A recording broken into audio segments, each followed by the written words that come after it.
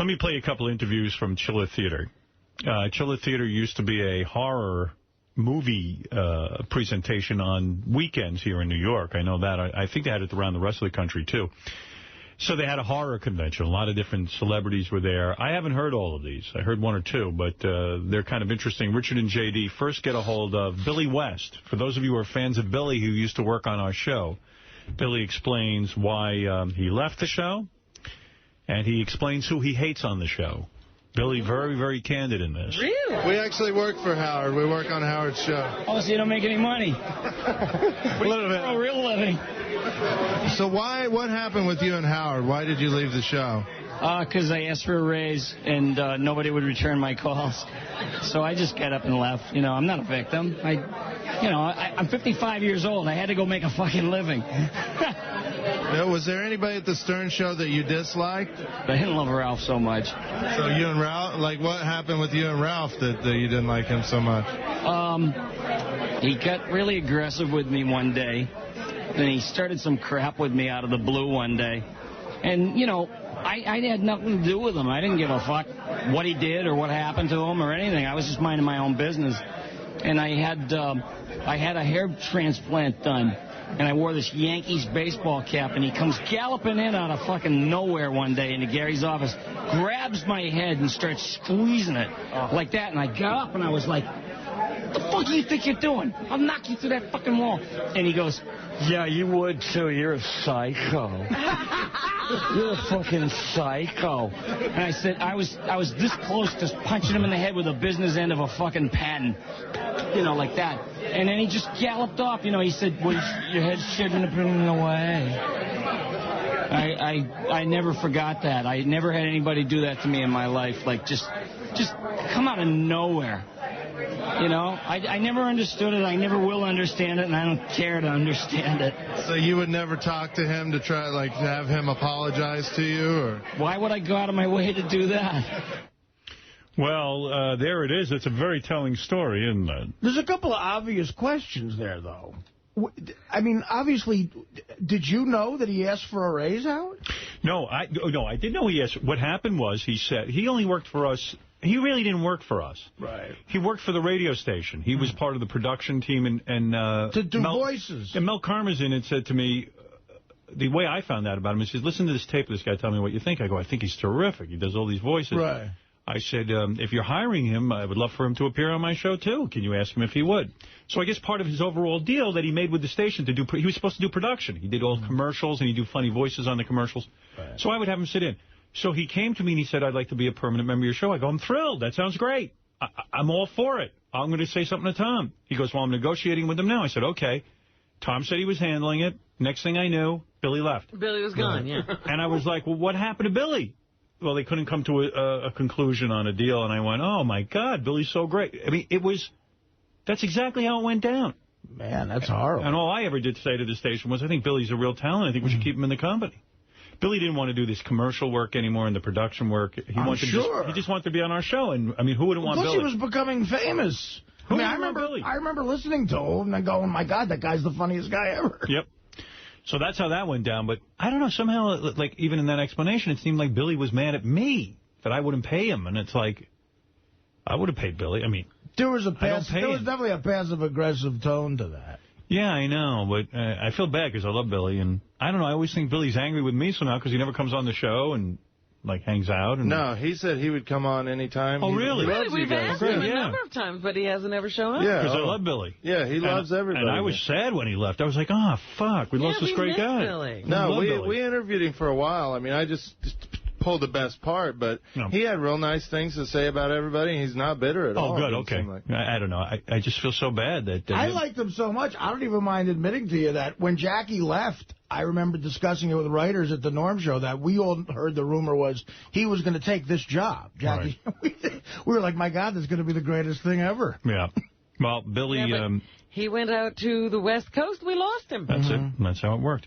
Let's see. Richard and J.D. interview Eric Roberts, the famous brother of Julia Roberts, I understand when you first approached him, he didn't know you were from our show, and he bawled you out. Well, he went up to our cameraman, Adam, and said he was going to kick his motherfucking ass or something like that. He just jumped out of his chair and ran up to our camera. He's nuts. When he saw a camera, he got freaked out. But then he found out it was for you, and he loves you, so he was happy to be here. He is, the very famous Eric Roberts. So, Mr. Roberts, what are you up to today? Signing autographs, saying hi to people I don't know. Do you mind if we ask about your sister? Whatever you want to ask, ask. Are you guys friendly now? Well, here's the problem. She asked me, what do you think of my husband? I said, you don't want to know. She says, oh, no, tell me. I said, okay. He's married to a woman. They're making a baby.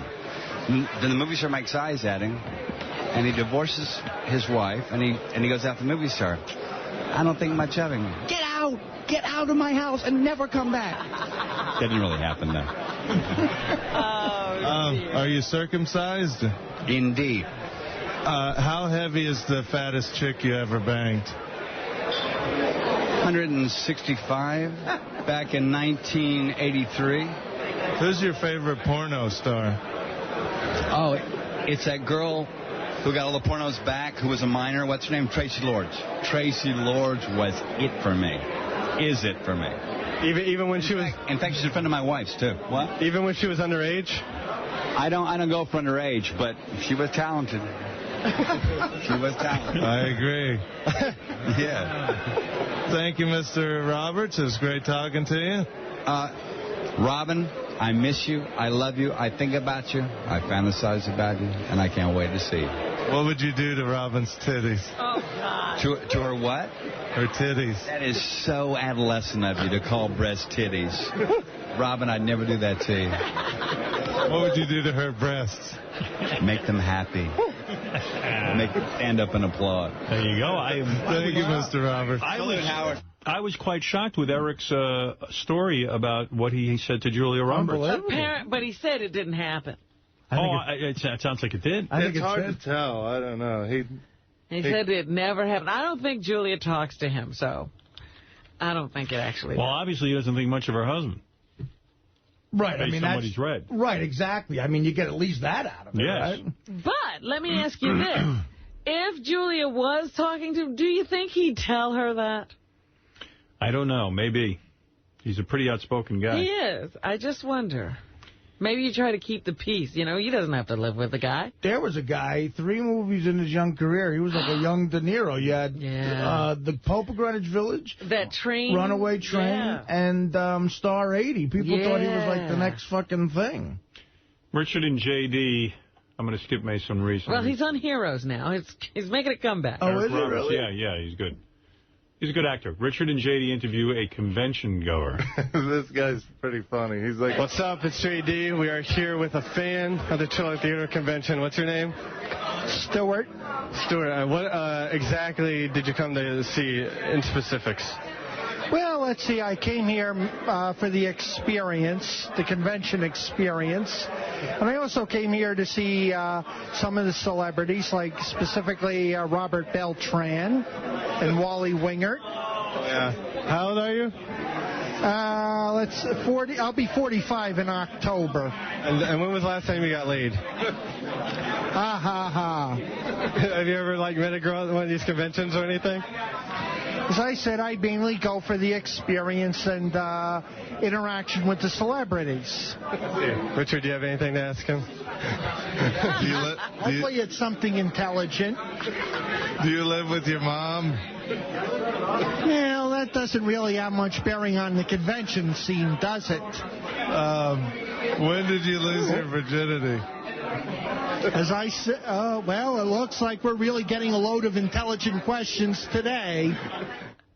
All right. How big of a How nerd? do you split the atom? Well, J.D. excited to meet someone on his level. How big of a nerd do you have to be goofed on by J.D. for being a nerd? Well, that guy, I'll tell you what, that guy might not be a nerd. He didn't take your shit. Well, plus we were in costumes. I was a vampire and J.D. was a muscle man. Oh, really? So we looked pretty dorky, yeah. Here's Richard and J.D. interviewing. Now, I'm spacing out on this guy. Who? From Star Trek. Robert Beltran? He was Chakotay. Oh, Voyager, him. Commander, yeah. I know who you mean. Like the good-looking guy. Yeah, he was, with 7 of 9 toward the end. And he had that Indian thing painted on his face. He's also one of the better Mets right now. Not the same Beltran. So I'm here with Robert Beltran from Star Trek Voyager. How you doing, sir? Great. I'm doing great. Do you shave your private parts? Why must you ask that? Doesn't matter. Have you ever had a gay experience? I think you guys need to get laid. I really do. I haven't had these questions since I was in junior high school. I'm just curious. Have you ever gotten laid at one of these conventions? Man, why don't we go to the next question? Because, It's not going to be any better. Are you circumcised? You know what? I really am offended by these kind of questions. I mean, not really offended, but I just don't want to answer them because they're ridiculous. Wow, that was a good interview. That was the funniest interview ever. Refresh my memory on this one. Who is Sybil Danning? She was in Conan, one of the Conan movies, yeah. I think, the second one, I think. Conan the Barbarian? Yeah, she was blonde, big boobs. She was hot back in the day. And me and JD were both, smitten with her back in the day. Is she hot now? You know what? For an older lady, she looked okay. But JD's giving the nod no. Okay, I mean, yeah, she looks old in the face. She's not JD's she still had her boobs out. Wait, I couldn't hear what you said. What? She looked old in the face, but her boobs were still out, so they looked all right, from what I could tell. You wouldn't do her, huh?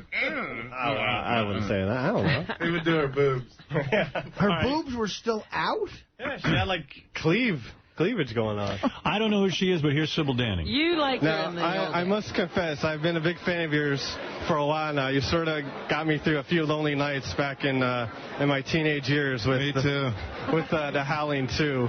And and actually, you still look magnificent. Everything seems to be, looking great. Bullshitter. Do you find me attractive at all? Yeah, I think you're very attractive. He's cute, too. Thank you. I mean, every guy's got something cute and attractive. Absolutely. I have to say, I had a Starlog magazine with you in it when I was a young boy, and you had a very revealing that showed much of your chest, and that was my favorite magazine from age 10 till about 15. Okay. Do you know what movie that was from? From V. Oh, from V. The TV show. Oh, well, I had that. That was like that striped bathing suit that I had on. That was a huge promotion we did for NBC, yeah. It was hot. Yeah, that was quite revealing. Does penis size matter to you when you're with a guy? Oh, that question came from you, okay? I don't want to answer that, okay? No. I don't want to get that personal here. Thank you, Sybil. Thank you for doing this interview. Thank you, too. Thank you. Wow. What was that? She didn't want to... What was the Penis question? size. Penis size, okay. We basically just told her that we whacked off to her and asked her about penis size. Oh, Zachary. Now, probably 3 people know who Zachary You is. loved Zachary. I love Zachary, too. You know Zachary? Yeah. But you were in Kansas. No, he used to do intros for horror movies on videotapes. Oh. And I used to rent videotapes, and he'd be on them. Zachary's this cat who was a disc jockey. Then he got this really cool show on TV when I was a kid. He used to introduce the horror movies. I think it was called Chiller Theater. Mm-hmm.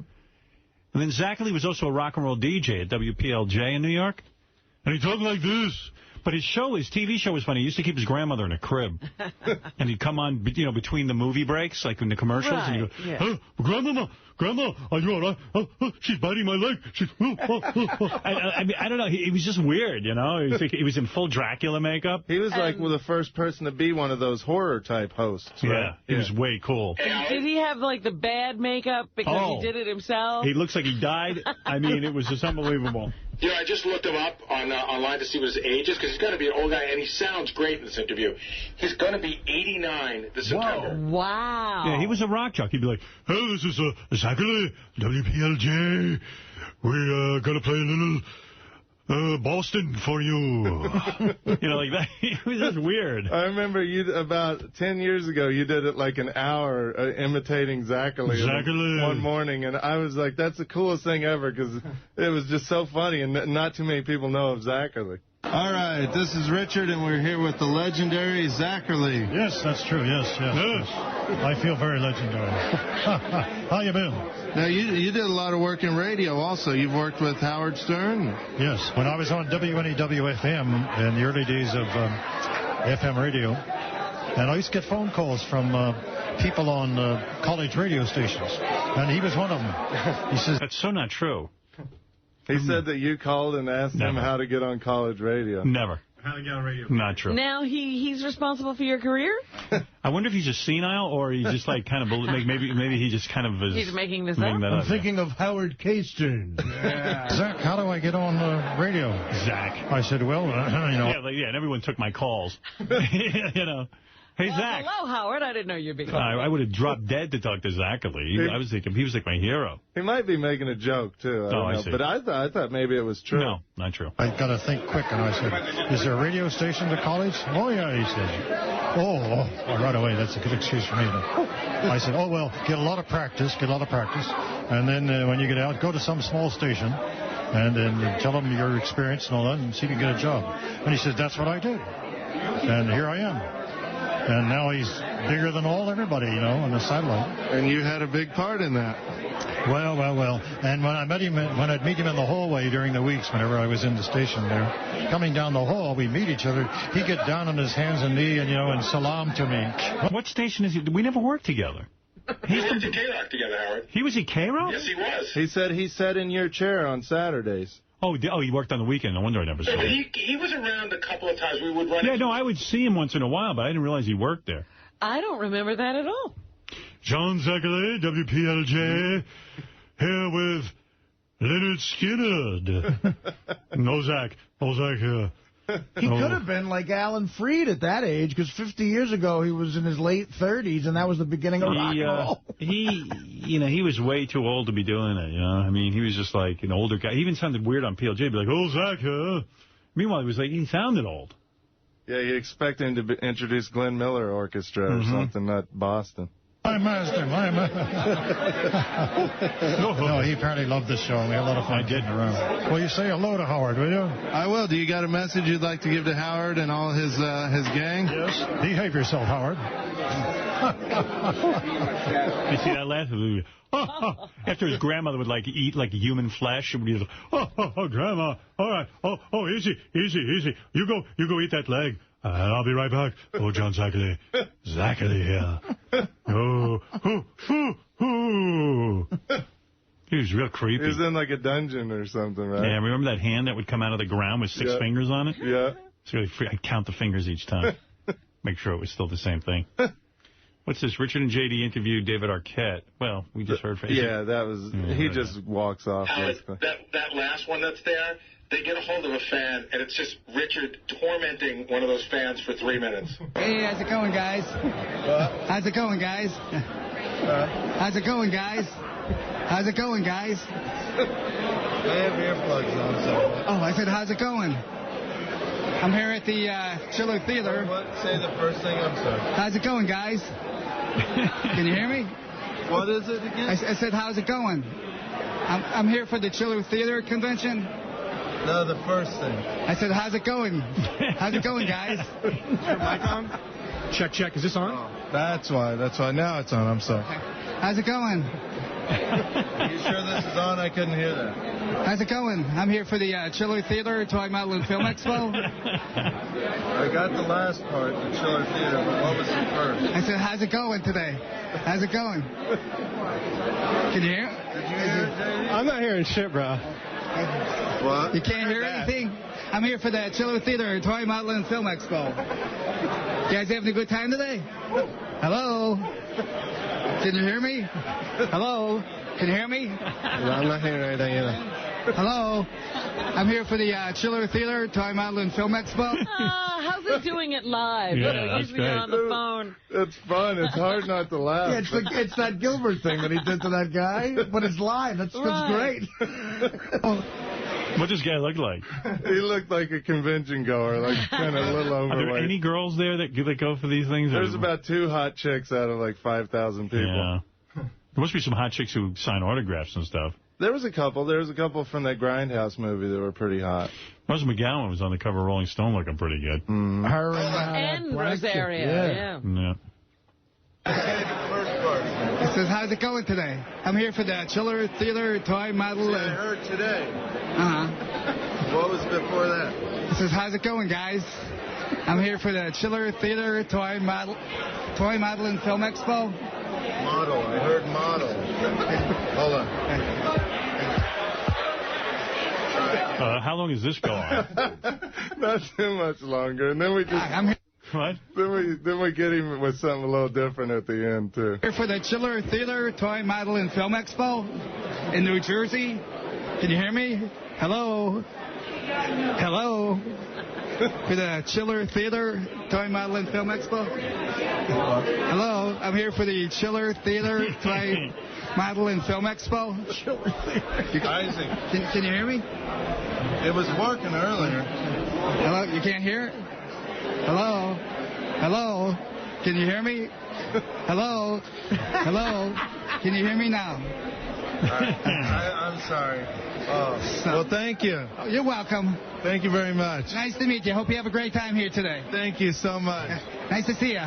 Thank you. Take care. Thank you, sir. Thank you. Thank you. I got to say thank you. Okay, thank you. Hope you have a great time. You too. Thank you. Okay, thank you. Have a good time tonight. Okay, thank you. I see ya. Have a great time at the Chiller Theater Show. Have a great time at the Chiller Theater Show. I said have a great time at the Chiller Theater Show. Have a great time at the Chiller Theater Toy Model and Film Expo.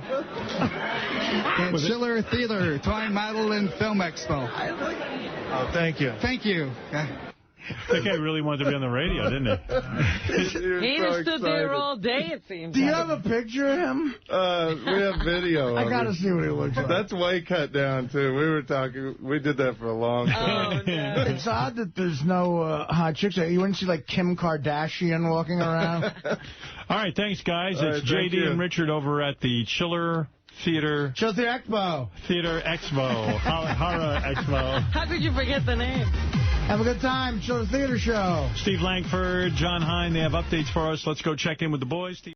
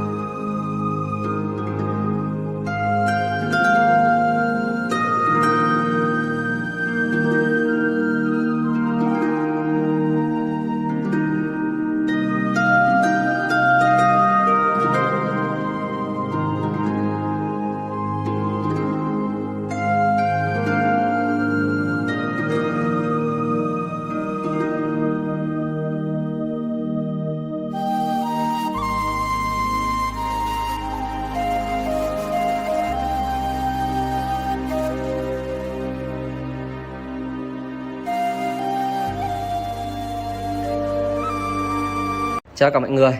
Và hôm nay bên em lại về một chiếc xe Mazda 2 sản xuất 2018, 1.5 số tự động. Và chiếc xe phiên bản màu xanh ghi nhưng rất là đẹp. Và Mazda 2 là một trong những dòng xe của Mazda thương hiệu Nhật Bản đấy, rất là tiết kiệm xăng cũng như là khá là bền. Tuy nhiên là dòng Mazda này tôn hơi mỏng một chút. Con này lại hơi bị va quẹt ở phần sườn bên phụ. Đấy, nhưng mà chưa vào đến phần chassis. Vì vậy là có một cái